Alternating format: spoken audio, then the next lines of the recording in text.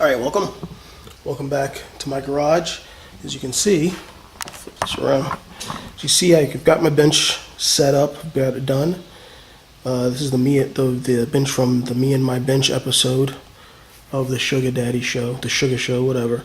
It's holding up pretty well. The top is looking kind of ragged, but that goes whatever. It's a workbench, that's what it's for.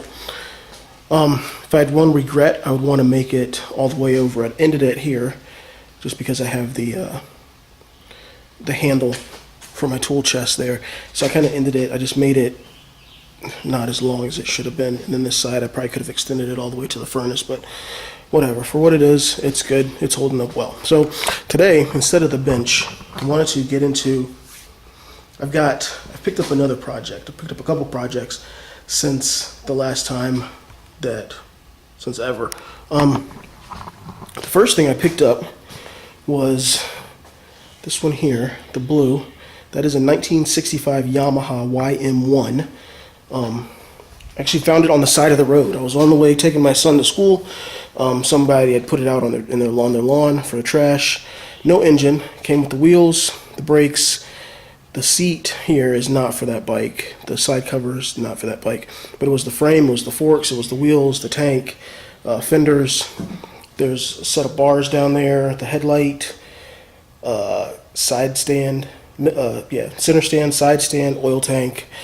So that started off as a project, and it didn't come with an engine, so the plan had been to put this engine, which I got off of Craigslist, off of eBay, sorry. It's an 82 CB450 engine. But looking at this, because the engine mounts in the middle here with a single tube, it's not cradled or whatever. It just hangs, basically. It dangles. So trying to figure out, without a welder, trying to figure out how to get that engine into that frame just kind of got irritating. So it was still going on, and it just kind of stalled for a little bit. So I was looking on Craigslist, and I actually found on Craigslist this bike here. This is a 78 Kawasaki KZ750 Twin. One of the big doubles, as I've heard them called. It's complete, basically, like wheels, brakes, front. The only thing that was missing off of this bike is the exhaust pipes and the tank. That's the seat for it there, side covers for it there. It's got pretty much everything. I just got it turned over today for the first time. I got this Saturday. Today is Wednesday. It's been soaking with WD-40, PP Blaster, Seafoam, 3-in-1 oil, everything I can stick in the cylinders to get it unstuck. And I finally got it unstuck today by actually getting into what I want to talk about. I got the stator cover off today. I was waiting for an impact driver. I didn't have an impact driver, so I was waiting for one. Got one from Amazon. Finally was able to get the stator cover off. I had to use the impact driver on every single one of the bolts. They were all just stuck in there good. And then trying to get off the starter clutch assembly, trying to break the bolt free and everything, that actually unstuck the pistons when I tried to turn it and everything. That got it turned over. That got it free. And that was my main concern, getting into this engine. I'm not like a bike guy. I don't know. Like, I'm not like a mechanic. I don't have like a lot of experience with bikes. I didn't grow up with bikes. But I know that from what I've seen, the KZ750s, they have an issue with the starter clutch. Basically, the screws here, the 3 Allen head screws, have a tendency to back out as the engine turns over time, can come out and then get stuck up against the sprocket there, and can actually cause the engine to seize. You know, at any speed, 30 miles an hour, 80 miles an hour, 90 miles an hour, the engine just seizes, locks up the rear wheel, you crash. So I wanted to get into that to actually see what it looked like, to make sure that the bolts were okay, to make sure that the parts were okay. So that's what I'm going to do today on this video. I'm going to take everything out. One of the fixes I saw was from KZTwins.com, I believe. If you just look up KZ750 starter clutch, it's one of the first things that comes up, starter clutch issues or failure, something like that. But in that, it's, I forgot who wrote it, Bikequitoast, I believe, wrote the article, the fix, And basically what he did is he took the starter clutch off, unscrewed everything. He took out the rollers, he took out the pins that are in there, and he took out the springs. He took everything out and then replaced the screws back in with red Loctite.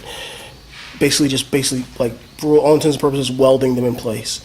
The only thing you need this for is for the electronic ignition, but I'm planning on making this bike kickstart only. It's going to be a chopper bobber build. So it's going to be kick only, so I don't even need this. But I guess there's oil passages somehow in the magic of the Kawasaki engine. It wants the housing just to get oil throughout. What are you guys doing? I'm talking. So that's what I'm going to do on this video. I'm going to take apart the starter clutch. I'm going to take all the innards out. I'm going to red Loctite everything together and put it back into the bike, basically. Yeah, so that's it. So tag along as I mess stuff up.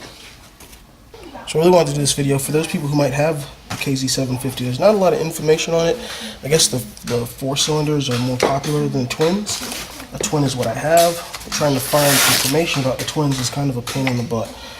So I figured I'd do this. Even though it's online, you can find the photos of it. I figured I'd do a video of it. That way you can actually see how everything goes. Now I've got the starter clutch out. Obviously, it involves taking off the screws from the housing, from the cover. Getting a flywheel puller, your basic flywheel puller, nothing fancy. And then getting the actual flywheel off, which just involves figuring it out as well as it goes. I actually used just the flywheel puller and gave it a couple hits with a mallet, and that seemed to work, and it just popped off pretty easily. So we're going to get into this now. Figure out taking these screws out. Because I'm weird, just making sure that's the whole screw. It's very short for whatever reason. I figured it would be longer since it comes through them, but whatever. And because I'm a weirdo, because I don't want to lose or misplace anything or do anything separate, I'm putting my screws how they're coming out in this triangle pattern, just like this. 2 on the top, 1 on the bottom. Let's see what's in there, I think.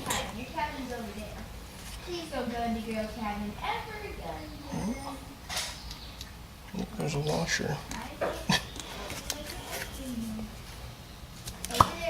Again, don't judge me.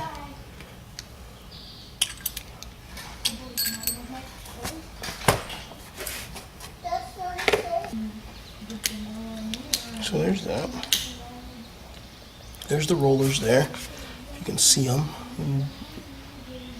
There's 1 roller. There's 2. And there's 3. So I'm going to reach in somehow, pull these out. From what I've seen, I guess these pins can come out and can just totally, the screws can come out and totally jack up everything. So there's 1 roller. Let's get something to grip onto that. Stand by. Roller number 2. And roller number 3. Right there. And the pins, springs come out. Now you can rebuild them.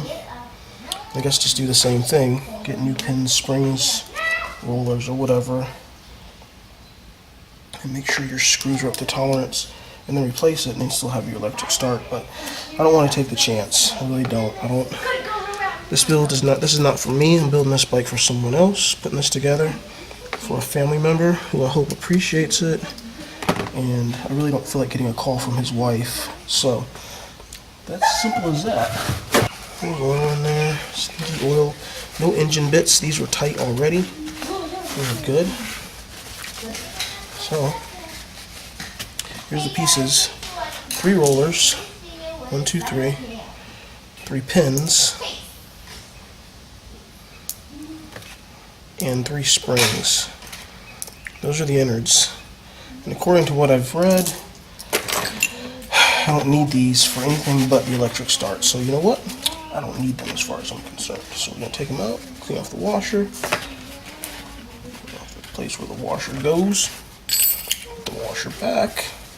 Like a very easy thing. What's amazing to me is that how easy putting this stuff together is once you start doing it, taking it apart, paying attention. I'm going to clean up the holes a little bit. Brake cleaner. Screw, thread locker, shot, scissors,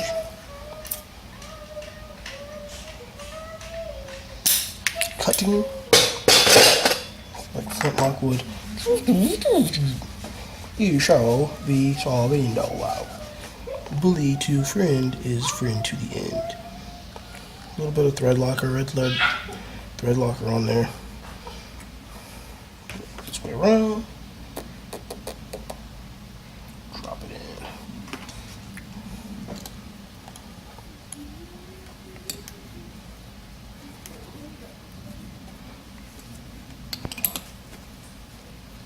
in. And they are a tight fit. They go in there tight. They come out tight. They don't just like, you get them to a certain point and yeah, they spin, but it takes a while. It's not like most screws, like once you get them loose you can kind of spin them by hand easily. These things go in about halfway and then they just kind of stick, and it feels almost like they're being cross-threaded, but they're not. They're just like weirdly tightened. So and there it sticks right there, just like the last one. That's what I'm judging. I'm doing this right now. They both did it. So give it a crank. Come on, man, give it a smack. Alright. Last one. Gotcha. Drop it down in there. And again, smooth, smooth, smooth, smooth, smooth, and then it gets tight all of a sudden, and then you just crank it down.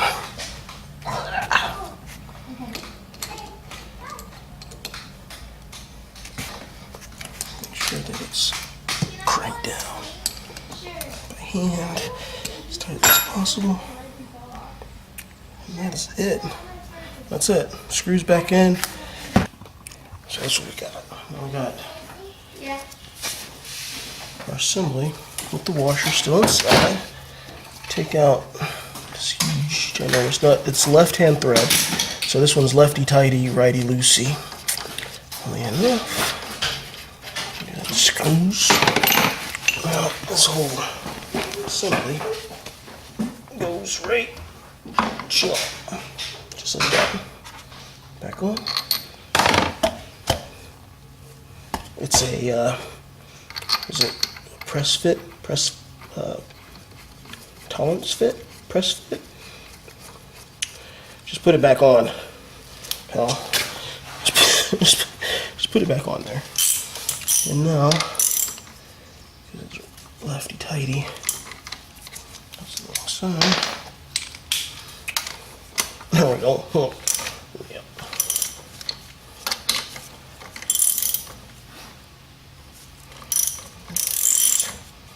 That.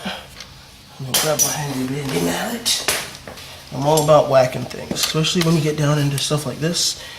It needs to be like air tightened by like compressor type deals. I'm all about giving it a smack with a rubber mallet. I don't know much, but I will do that. Give it a couple taps. And you can feel the difference in the turning. I don't know if it's visible, but I can see on my hand, I can feel when the wrench, oddly enough, when the wrench and the sprocket kind of turn, one turns more than the other. You see there? Proof of life. Proof of turning over. Happy about that. How about that? Happy about that. So another couple smacks, just because I like to hit it before I quit it. Yeah.